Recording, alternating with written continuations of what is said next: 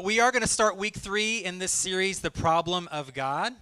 And I've enjoyed this series so far. It's been sort of dense, and today is going to be no different. It's going to be kind of deep. Today is going to be no different. We're going to try to get through quite a bit today, but it's going to be good, hopefully helpful information to all of us to answer some objections to God that are very popular in our culture, in our country. People, even if you, I don't know if you've kept up with our video we've had on our Facebook page. It's gotten busy lately with comments, and it's entertainment. If you want to read the comment section on the internet, it's great entertainment, and this video is no different. And so there's a lot of people with a lot of opinions about God and a lot of problems with God. And so we've discussed that the last couple weeks, and we'll continue that today. The point of the series is this: everyone has a belief system. Everyone. Christians obviously have a belief system, but so does every other religion. It's a belief system. Muslims, Buddhists, Hindus, doesn't matter. You have a belief system. Agnostics who wouldn't claim faith but aren't opposed to it, that's a belief system. And they have other factors in their life that govern how they live and what they do. Even atheists, that is a belief. Atheism is a belief system. If it has an ism at the end, it's a belief system. That's how you can determine what is and what is not. So even a non-belief in something is a belief system. Everyone has one. The problem with many of us in our belief systems is that we base them around how we feel, which changes from day to day and moment to moment, which can be frustrating. When you base your life system, your belief system around how you feel, that can be very confusing and very up and down for you and everybody else in your life. So the challenge of this series is to not base those on our belief system on how we feel, but on what's real. And that sounds kind of corny, but here's how we do that. Here's the whole point of what we're doing is we're trying to follow the evidence where it leads, not where we hope it leads. So your belief system can't be based on how you feel about something, but it has to be based on some sort of evidence, some sort of reasoning behind it. It can't just be just because that's how I was raised. Some Christians, that is our fallback. I was raised that way, so that's what I believe. Some non-Christians, some atheists are the same way. I was just raised that way, and that's all I know, so that's what I believe. That is not a sufficient answer for a belief system. No matter what it is, whether it's Christian or not, whether it's a different religion or not, whether it's no religion, it doesn't matter. Just because, or that's the way I was raised, is not sufficient. There has to be some sort of reasoning and really evidence to back your claim up or your belief system up. So that's what we're trying to do in this series, is follow the evidence where it leads, not just where we hope it leads. So far, the last 2 weeks, we've talked about the problem of God's existence and the problem of faith versus science. And so we've gotten in the weeds of a lot of things, a lot of definitions, a lot of science, obviously, sort of thing. And we've gone through, I think it's been helpful and beneficial, again, no matter what your belief system is, to see sort of a rational, centered view on faith, on God's existence and on faith. Next week, we'll finish up with what I think, again, is my favorite part of the series, and that's the problem of hypocrisy. It'll be a lot more practical, which is we're answering the question, why did Christians seem like such hypocrites all the time? Maybe your problem is not that you don't know Christians. Maybe your problem is that you do know Christians, and that's why you've been turned off to faith in your life. And so we're going to talk about that next week. Today, we're going to look at the problem or problems of Jesus. Because we're here, it's Christianity, right? So it's about Jesus Christ. We've sung about Jesus today. We preach about Jesus all the time. That's what this whole movement's all about, right? And so it would be good if we would answer some objections about him, if he seems to be such a central theme to this whole Christianity thing. So today we'll look at 3 common objections or problems people have with Jesus. And again, like the last 2 weeks have been quite a lot. And today may seem a bit drier than normal, but I think it's going to be helpful to try to help us to see the validity of the Christian view of Jesus. It's not just this person's idea that was written in a book of myths a long time ago, and we just believe that. There are reasons that we believe what we believe as Christians, and they are practical reasons. There's evidence behind that, and so we'll talk about that here today. We'll look at 3 main objections or arguments or problems with Jesus. So let's hop right into it today. The first one, and I'll just say this, the first one's going to take up most of our time today. So once I get through with point 1 of 3, don't be like, oh my goodness, we're going to be here till the Chiefs game starts at 7:15. Don't worry. Point 1 is the long one. After that, okay, we're over halfway there. Living on a prayer. Okay, not halfway there. So the first problem with Jesus is this: Jesus never actually existed, but was a common myth of the day in his time. He never actually was a real historical person. Now, my initial reaction to that is to roll my eyes and be like, yeah, right. Well, right, because I was born and I have to get out of where I'm from and what I've learned and how I've been raised and what I've studied and think people really, a lot of them have this serious objection. This is not a real person in this book. It's a good idea. It's a good moral construct, and we have to put a person around it, but he wasn't a real person. And there are a lot of authors that the author of this book mentions in this book, The Problem of God, on which this series is based. Acharya S., Brian Fleming, Gerald Massey, Tom Harper. So they are authors in this movement called the Christ myth. The Christ myth. Basically, they are proponents of this view. A person named Jesus living in the first century Middle East did not really exist. He was a myth just like other people groups of the day. He's basically the Jewish Hercules, right? He is the most popular god of this people group. He answers sort of all the questions of the Jews of the day, but he wasn't a real person, this Christ myth. And so what I want to do, I want to tackle this in two different ways this morning. The first is to look at what the Christ myth proponents would say and see if what they're saying really has any truth to it, and how we can look at that in a different way in a Christian worldview. So I really basically made a checklist here from this book that 5 main things that check this list of common myths in people groups have these same things, and they all sound very similar to Jesus. So they're saying that this idea of Jesus came from other people groups' views of their own deities, and he's just one of many ideas out there, or false gods out there. So the checklist quickly: born of a virgin, born December 25th, kings visit their birthplace by following a star, 12 disciples of this God, and then this God rose from the dead, or at least claimed to rise from the dead. These are all in the view of the Jesus or the Christ myth community would say that, again, all these sound like Jesus, right? But it sounds like every other deity of that day and time as well. And they reference different gods. So Horus is an Egyptian god who fits these descriptions, is what they claim. Mithras is a Roman god who is very much seen as the parallel to Jesus, but that Jesus is based off of the Greek or the Roman god Mithras, and we'll talk about them here just for a few minutes. And then Dionysus, the Greek god, has these same parallels supposedly about their life as well. So what I want to do is go through this checklist just for a couple minutes and see if even the claims of these other gods pan out.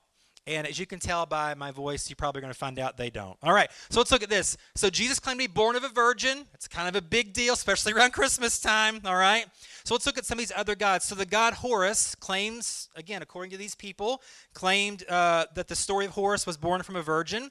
The problem is that's not really the origin story of this Egyptian god. Really, his father died in a battle, and then his mother hovered over his dad's dead body to become pregnant with him. That's how this god Horus from Egypt was conceived. It's close, but not quite. The god Mithras, which is again the one that people point to. Jesus is basically Mithras from the Roman, pantheon of gods. The problem is here, the god Mithras in Roman mythology was hewn out of a stone. It's not what I would call a virgin birth. Are rocks sexually active? No, so rocks can't be virgins, right? That doesn't make any sense. The parallel there falls apart at the very beginning of this origin story. So then the second claim here, that Jesus was born on December 25th. Here's the problem with that. The Bible never says any such thing. There's no date in the Bible of Jesus' birth. None. Zero. And we'll talk about why that's moved in just a second. So here's what scholars do believe. Based on the shepherds being at the birth of Jesus, they estimate that instead of December 25th, it's more likely he was born in the springtime, which you would think, well, April, May. Well, it's not our springtime. It's springtime on that part of the world, which is September, October. So it's most likely, maybe today, October 21st could be Jesus' real birthday. It's more accurate than December 25th. The reason that the Christian religion adopted this date is basically to replace a different religion of a different false god in the Roman Empire. Basically, to try to Christianize the Roman Empire, we celebrate the birth of Christ to replace this pagan holiday. And so that's why we have that on the 25th. So this claim that Jesus' birthday being the 25th is based on a different God falls apart very quickly, because There's no such claim anywhere about the birth of Jesus even being on that date whatsoever. The next thing on the checklist is that kings visit the birthplace of this Christ in all of these stories. Similar problem here in that that's not really the biblical account of what happens at Jesus' birth. So first, we three kings, I'm going to just ruin that Christmas song for you.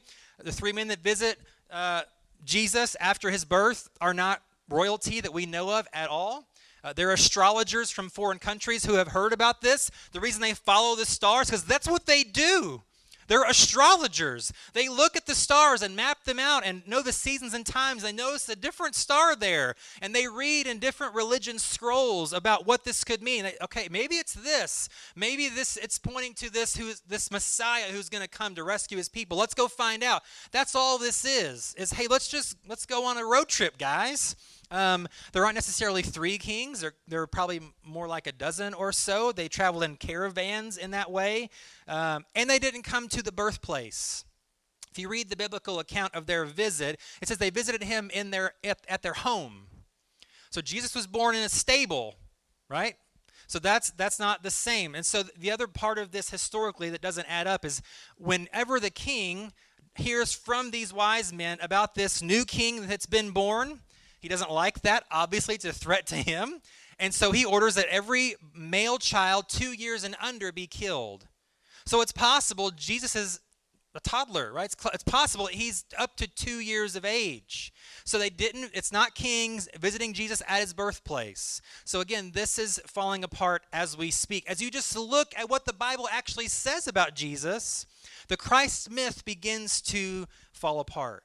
The other claim here that fits all of these different Christs is that they all had 12 disciples.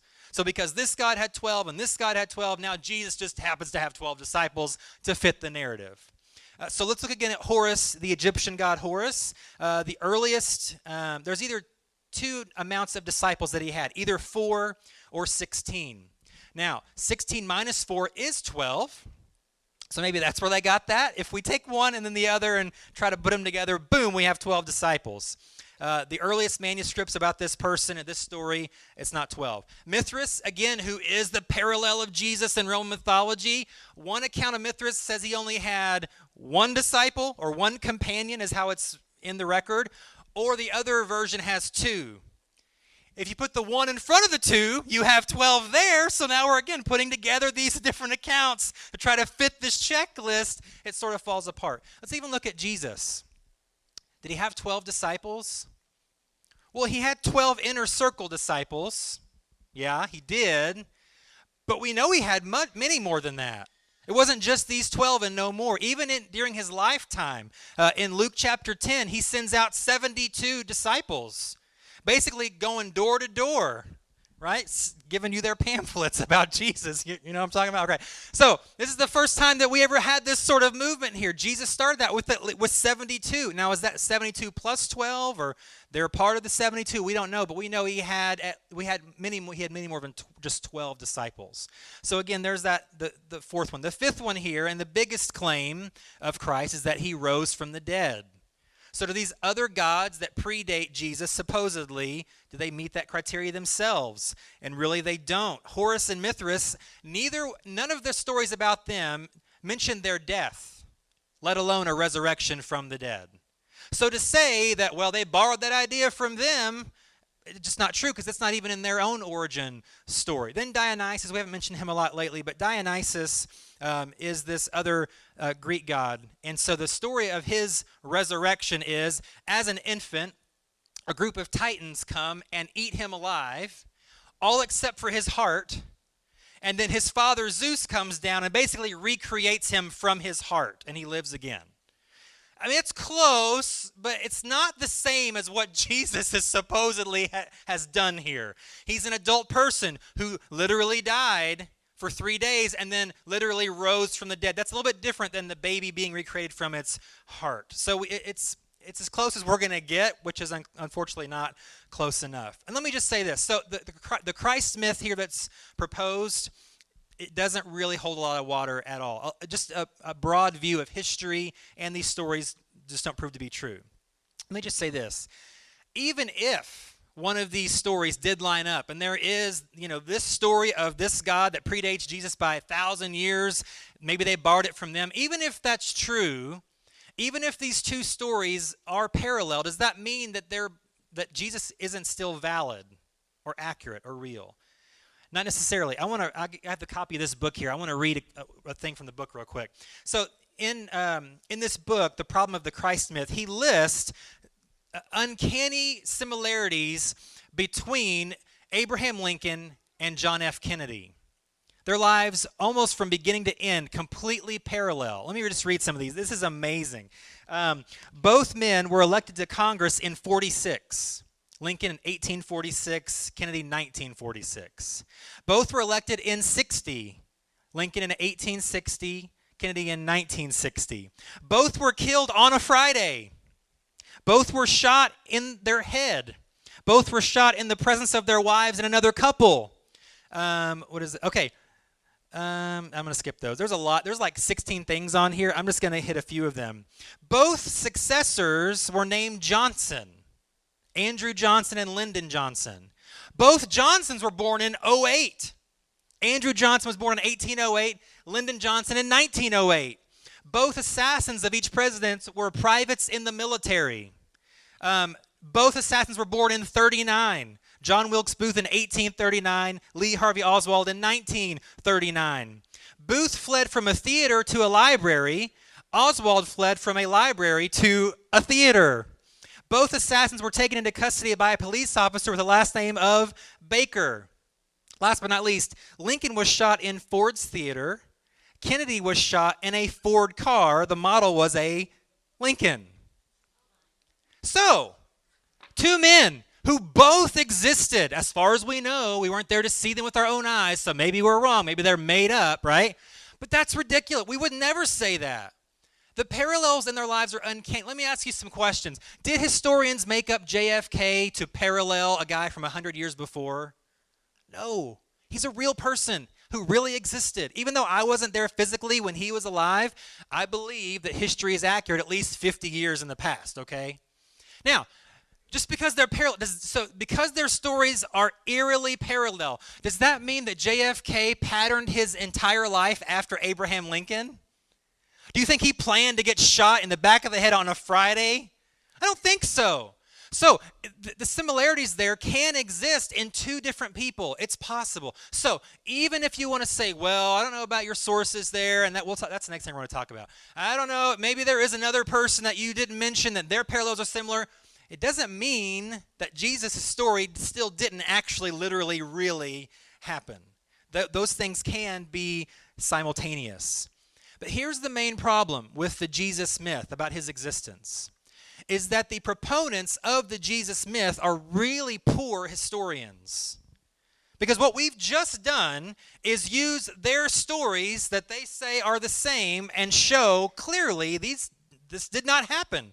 This myth is incorrect. You got it wrong. So what you'll see, and the author of the book mentions this a lot, these authors, they give you these facts about these mythical people without any sources whatsoever. They just say, well, this God did this. I mean, I could go to Wikipedia and probably get a better reference than what this person had in the back of their book, because they don't have any. And they think that because they have a title in front or after their name, that just gives them credibility. But it's a dangerous thing to just take their word for it in most of these cases. So here's the other part of that, though. If those sources aren't reliable, then what about the source about Jesus? Is that source reliable? And I would argue that the New Testament is one of the most reliable sources of ancient history that exist to this day, if not the most credible. And I've got a chart here I want to show you to illustrate that. And there's, again, a lot of information on this chart, but it gives you an idea of what we're talking about here. Basically, what we see here is that there are, at the bottom it shows 5,366 distinct documents of the Greek New Testament. Some of them are fragments, just a couple of pages, as you can see there, within 50 years of when it was written. Some of them are entire books, so like the Gospel of John.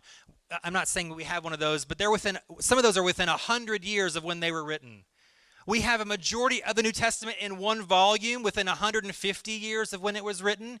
And we have multiple copies of the entire complete New Testament that date within 225 years of when they were written.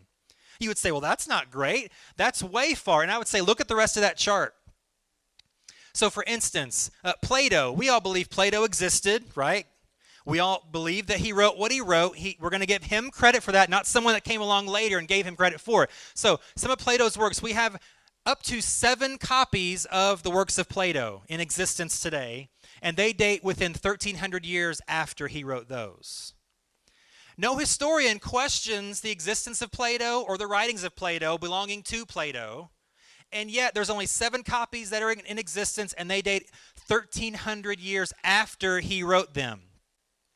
Take into account over 5,000 different types of copies of the New Testament that all, by the way, say the same thing, and all date at the most within a couple hundred years of when it was written. As far as ancient documents, you can't get any better than that.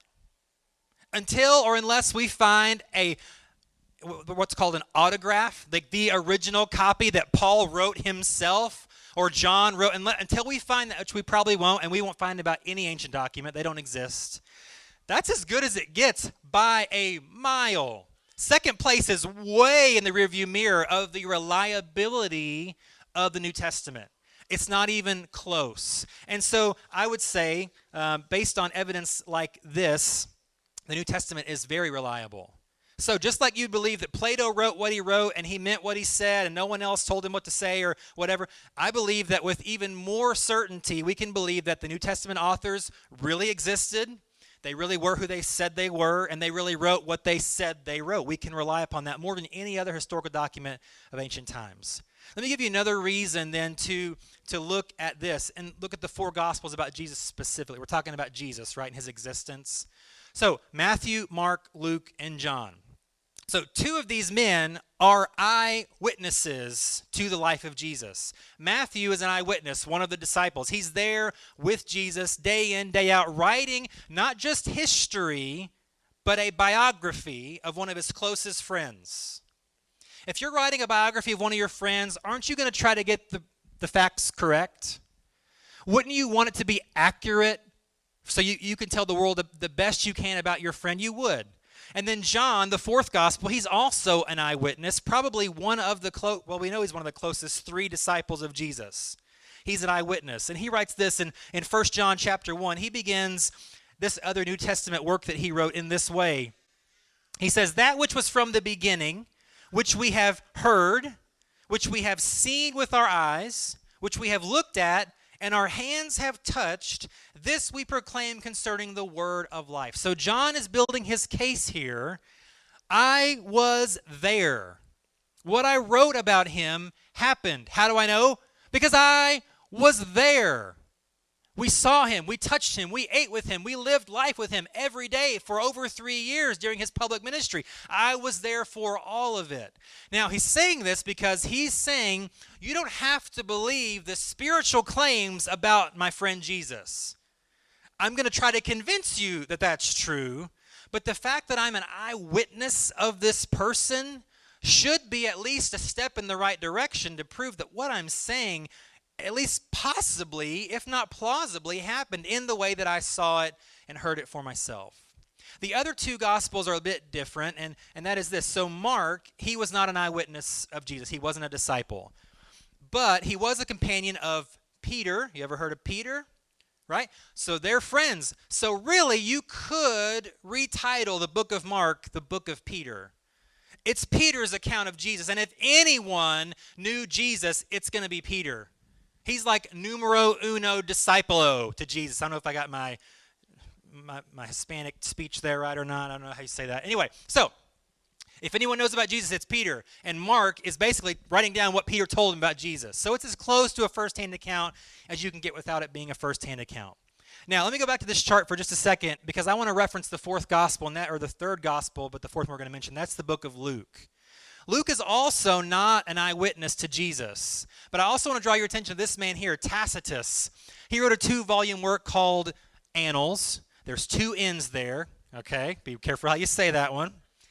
Annals, all right? It's a 2-volume work of the history of Rome through the end of the first century. So I want you to draw your attention to this historian because he and Luke are very parallel in what they do as well. So Luke is commissioned by a non-Jew named Theophilus to write the history of this Christian movement. It's still early, and he's saying, how did this happen? How did this start? Why is this growing so fast? And so Luke is commissioned to write a history of the church. But he, like Tacitus, writes a 2-volume work. The first is the book of Luke, and the second one is Acts. Acts is a history of the church, but he knows if I'm going to really write about the church, I've got to write about the founder of the movement. It only makes sense to talk about. I can't just say, well, this just exploded overnight in about 35 AD and has taken the world by storm. How did that happen? Why did that happen? Because of the founder. So his first work is the third gospel about Jesus. So what he does is he goes and interviews eyewitnesses that knew Jesus, that lived with him, that were under his ministry, and he gets the facts and compiles it as he was told this history. And that's why the book of Luke is a lot of parables and a lot of miracle stories. Because think about it. If someone comes to you 40 years from now and says, hey, I want you to tell me about your best friend, you're going to remember stories that you guys encountered, things that you just are never going to forget. Maybe they told this great story. They were such a good storyteller. That's what people remember 40, 50 years later. These things, miracles, I literally saw this dude raised from the dead. I'll never forget that. That's what they're going to remember. Or this amazing story that changed their entire outlook on life, they're going to remember that. That's why Luke is a majority of parables and miracle stories. So go back to Tacitus for a second.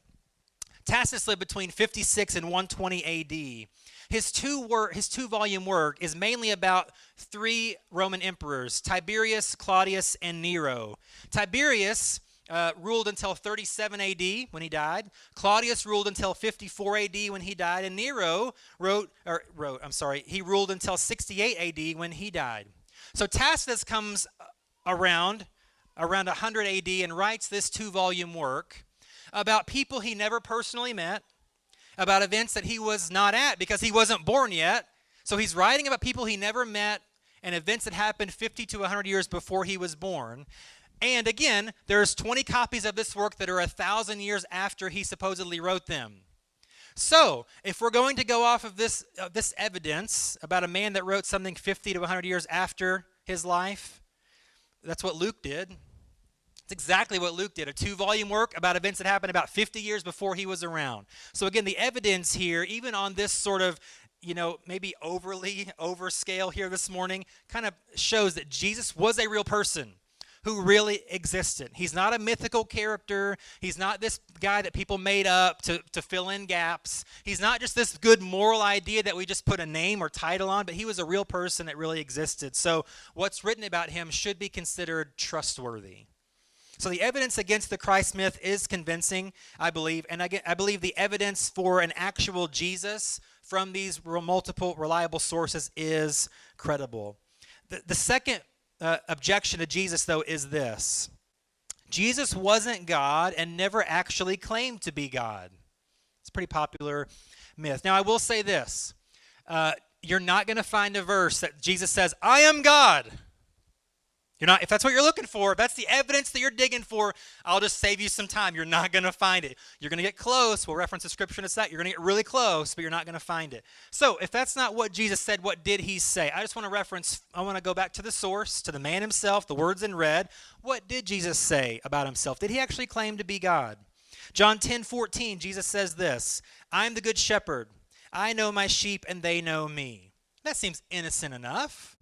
But what does Psalm 23 verse 1 say? Who is the shepherd? The Lord. Capital L, capital O, capital R, capital D. That's referencing God. So Jesus is taking the title that only occurs for God the Father about himself. He's implying deity even here in John 10. Mark 11:17 and 18, Jesus says this. He said to them, the scriptures declare, my temple will be called a house of prayer for all nations, but you have turned it into a den of thieves. When the leading priests and teachers of religious law heard what Jesus had done, they began planning how to kill him. But they were afraid of him because the people were so amazed at his teaching. So remember the story? Jesus comes into the temple, and you have to sacrifice animals as part of worship. You have to purchase these animals as part of worship to sacrifice them to worship God. And you have to use the temple currency to buy the animals to worship God. That's required of all devout, God-fearing Jews. And so some of these people thought we can make some serious money off of this worship stuff. So they charge a fee to exchange the currency to buy the required animal for the required sacrifice for worship. And Jesus comes in, he's like, this is not happening. Now, he's quoting a scripture, yes. But I think implied here is he's saying, this is my house. And we're like, well, no, it's God's house. That's what I said. It's my house. That's what Jesus is telling them. And I believe you can infer that by their response. They don't just say, oh, you're out there. They're going to kill him.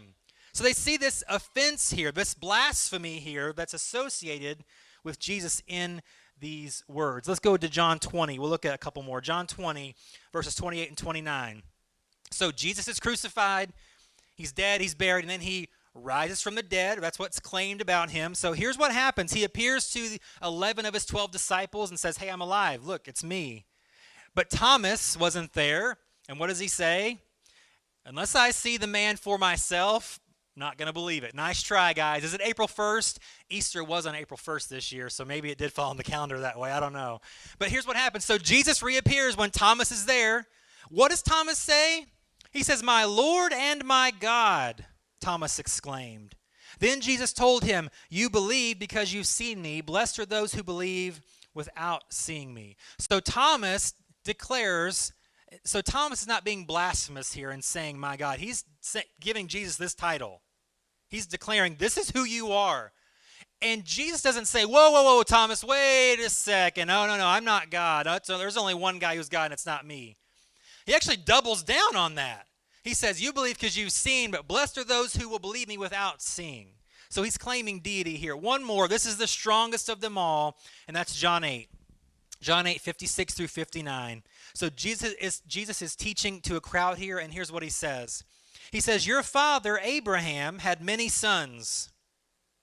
That's not what that says. All right. Your father Abraham rejoiced as he looked forward to my coming. He saw it and was glad. The people, confused obviously, said, you aren't even 50 years old. How can you say you've seen Abraham? Jesus answered, I tell you the truth, before Abraham was even born, I am. At that point, they picked up stones to throw at him, but Jesus was hidden from them and left the temple. Jesus, he's not just using poor grammar here, okay? Before Abraham existed, I am. That's not proper grammar, Jesus. Do you go back to school? That's not what he's doing. So he's two things that he's saying here. The first one is he's saying, I predate Abraham. And they're like, well, no, you're in your 30s, bro. Abraham was a long time ago. That's not possible. But he's saying, oh, it's true. And then he uses the two-word phrase, I am. That's significant because that's the exact way that God reveals himself to Moses through the burning bush 2,000 years before. Moses on the mountainside sees the burning bush. It's burning but not consumed by the fire, and it talks to him, which is weird. I don't know what he was doing on the mountain, but he heard God speak to him from this burning bush, and Moses says, "Well, what's your name? Who are you?" And God says, "I am that I am." It's exactly what Jesus says in this crowd. He said, just like he did with the shepherd, "I'm the good shepherd." Well, that's God. Well, that's me. He's saying, "I am." They're saying, "No." And again, the response is, let's kill this guy. And if you look at his trials before his crucifixion, the charge against him is blasphemy. What does that mean? It means he was saying he was God. He clearly claimed that he was. That was the whole point of his death, because the Jewish people said, nope, there's one God and you're not him, and because you say you are, we're going to kill you because that's what the law says to do. So Jesus clearly claimed to be divine. Now, the first part of that question, was he God, leads me to really the third question, or the third objection that we're going to discuss this morning, and that is, why does Jesus have to be the only way?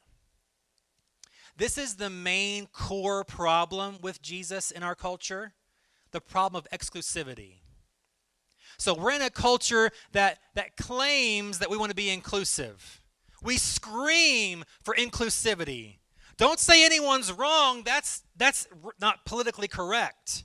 Don't say there's only one way. There's multiple ways. Jesus might be a way, but he can't be the way. We can't accept that in our modern culture. And really, that's been the problem of Jesus all along, that he claimed to be the only way. He says in John 14:6, he says, I am the way, the truth, and the life. No one can come to the Father except through me. Let me tell you something, though, about inclusivity that I think is quite ironic. The belief system of inclusivity is an exclusive belief system, because being inclusive is the right way to be. You have to be inclusive, or it's not fair, or it's not appropriate, or it's not right. Inclusivity is an exclusive belief system. So just let that soak in for just a second, because that's what our culture fails to understand. When we scream about inclusivity and every road leads to God, well, that's an exclusive statement that I do not agree with, because my exclusive belief is different than that one. So what makes Jesus the only way? Why does he have to be what makes him special? What makes him so different? And I would answer that question the same way I'd answer this question. Why did Christianity explode so quickly in the first century? Those questions don't seem connected, but they absolutely, at the core of the answer of them, are. So this one little insignificant Jewish man started a worldwide phenomenon that still exists to this day. It's lasted for 2,000 years. Other belief systems started way before that one and don't exist anymore. Other belief systems had thousands, maybe millions of followers, but that belief system didn't last the test of time. So what makes this belief system so impressive? Why does it still exist to this day?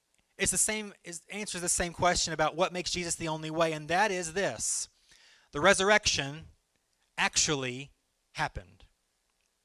That's what makes Jesus so unique. And that explains the explosion of Christianity the first 200 to 300 years, and even its existence to this day, because that event is not just a claim. It's not a good mythical idea that makes Jesus seem impressive in the history books, but it's an event that actually happened. Quickly, as we close, let me just talk about 3 arguments against the resurrection, and we'll knock them out really quick this morning. The first argument against this being an event is that Jesus didn't really die. It's pretty commonly held belief. Well, he was passed out. He was passed out from exhaustion, or he was in a coma for a few days, and then he came back too. Not came back to life, just that he was knocked out, and then he came back. Let me just say this. The Romans crucified Jesus, okay? If the Romans knew how to do anything, it was kill people, okay? They killed you till you were dead, and then they probably left you up on the cross a little while longer just to make sure that you're dead. And you even read in the New Testament stories of Jesus, they pierced his side with a spear. That's the death test. If this guy doesn't move, doesn't react, and things happen a certain way, we know he's dead. Why? Because we kill thousands of people a day. We crucify him on hills all day, every day. That's what we do to our enemies. That's how we're going to own the world. We're going to crucify everyone that disagrees with us. So Jesus, if they knew how to kill people, it was Jesus. And if anyone wanted to make sure that Jesus stayed dead and was dead, it would be the Romans. He's been a thorn in their side for a few years now. There's been all sorts of uprisings and whisperings about this person, Jesus. If anyone wants to make sure that he's literally, physically, completely dead, it's them. They're not going to make a mistake. They're just not going to make that sort of mistake. The second argument against a literal bodily resurrection is that the body of Jesus was stolen from the tomb. That's why there's no body there. It was stolen. Let me ask, who stole the body? Right? Not the Romans, right? They want him dead. They want proof. They want evidence. They want a body. He's not alive. So these claims from his weird followers that he rose, no. They even posted guards at the entrance of his tomb to make sure no one stole the body. Well, they would say, well, it was his followers. They stole the body to keep this myth going on that he rose from the dead. And I would say, well, if you look at the accounts of this event on the first Easter, you're going to be surprised that the first people to make this claim that the body was stolen were his followers. They get to the tomb, no one's there. That doesn't just happen. And so Mary, who gets to the tomb first, sees it's empty. She's like, this is not good. So they weren't excited about a resurrection. They didn't really necessarily believe it was going to happen. They look in, and she's like, this is not good, guys. And so she sees a guy she thinks is the gardener there. She says, hey, did you take the body that was in here? Or do you know who took it and where it is? and the gardener was Jesus who rose from the dead. And whoa, okay. But that's what his followers thought. So they're not gonna say that if they actually did it. Also, the unflattering doubt of his followers is pretty strong evidence to show that a resurrection happened. They didn't believe. Thomas didn't believe. They had a hard time coming to grips with this. You mean you were serious when you said you were going to rise? Like you weren't joking when you said that. Like you weren't being figurative when you meant what you said. Yeah, I did. So in most other mythical stories, if something like a resurrection were to happen, everyone's going to believe it off the bat. Yay, we praise you, our great God, because you rose from the dead. But most of his followers didn't even believe it. And the fact that there were women present, sorry ladies, times have changed, thank you Jesus. All right, the fact that women are present in this account give this historical viability. In this ancient culture, women could not be a witness in court. It was not admissible in court. So the fact that they are the first witnesses to see this event, and the fact that it's recorded in the Gospels that women were present declaring this to be true, historically gives this story of the resurrection credibility as an actual event. Let me ask a couple of questions again to make us think along these lines. If the body were stolen, do you really think that this lie is going to be kept up for a couple thousand years? If you try to make a plan with two other people, how long does it take for that plan to go somewhere else? And so you think that a dozen, 2 dozen or so followers are going to make this master conspiracy plan and it's going to follow through for generations? Not likely. It's not likely. And are the disciples really going to give their lives for this cover-up? Because if you read historically, none of the early apostles, none of the early martyrs denounced their faith. They all claimed this event actually happened to the death. No one caved, no one recanted, no one gave in. You mean no one's going to give in if this is all a ruse? You mean no one's going to give in and say, okay, we made it up. Okay, I give. I just want to keep my head on my shoulders. No one did that, so I think it's more evidence for this that it happened. The last thing as we close today then is this, and this one's easy to kind of refute, so it'll be quick. The third argument against the resurrection is that the disciples, like this idea of the Christ myth, they adopted the idea of the resurrection from other cultures around them. But if you look at the Greek philosophy that was common of the day, you died to escape your body, not so you could come back in your body. So the Greek philosophy of the day would say, resurrection, oh, we don't want that. We don't want to teach that. That's not good. You die to escape your body, not so you can come back to one. Then even in the Jewish culture, there was a group called the Sadducees, and they were sad, you see, because they didn't believe in the resurrection. A large group, about a third of the nation of Israel fit into this group. They did not believe in a literal resurrection. It doesn't happen. The Bible, or our scripture doesn't teach that, and so even a third of the nation would be against this idea. And even the other 2/3 or so of the Jewish culture believed in the resurrection, but they saw it as a future event for all Jews. One day, we're all going to rise from the dead, and we're going to be in eternity with God. That's just how it's going to be. They would not have seen or believed or taught this one guy is going to rise this one time. That would not have been a common belief to adopt the resurrection from. This one man rising is just not normal. This would not have been adopted. So let me just sum all that up in these few statements before we close. The evidence for the existence of Jesus, I believe, is pretty overwhelming. His claims to be divine seem pretty clear based on his own words. And the evidence for a literal bodily resurrection should make anyone consider the possibility of that event being an actual historical event. At least consider that possibility. But here's the main question as we close, and that is, what do you do with this evidence? We're following the evidence where it leads, so where should this evidence lead us? I want to quote one author, you may have heard of him before, C.S. Lewis. Here's what he says. Here's his conclusion about this matter. He says, a man who is merely a man and said the sort of things that Jesus said would not be a great moral teacher. He would either be a lunatic on the level with the man who says he's a poached egg, or he would be the devil of hell. You must make your choice. Either this was and is the Son of God, or else a madman or something worse. He goes on to say, you can shut him up for a fool, or you can fall at his feet and call him Lord and God. But let us not come with any patronizing nonsense about his being a great human teacher. He's not left that open to us. So I think the author, C.S. Lewis, says it best. There are only three options with this evidence about Jesus. He's either a lunatic, a liar, or he's Lord. A good moral teacher, that's not enough. Does not fit the description of the life and ministry and the words of Jesus. He claimed to be divine. He claimed to rise from the dead. So either he's a lunatic who just didn't know any better and he's just a crazy person, or he knew what he was doing was a lie and he's just, he says, the devil of hell for this going on for so long, or he was who he said he was, and he did what he said he did, and his death, burial, and resurrection does what it claims to do. The question is, what do we do with this evidence? Where will we allow it to lead us? What will we choose to do with our lives based on the evidence?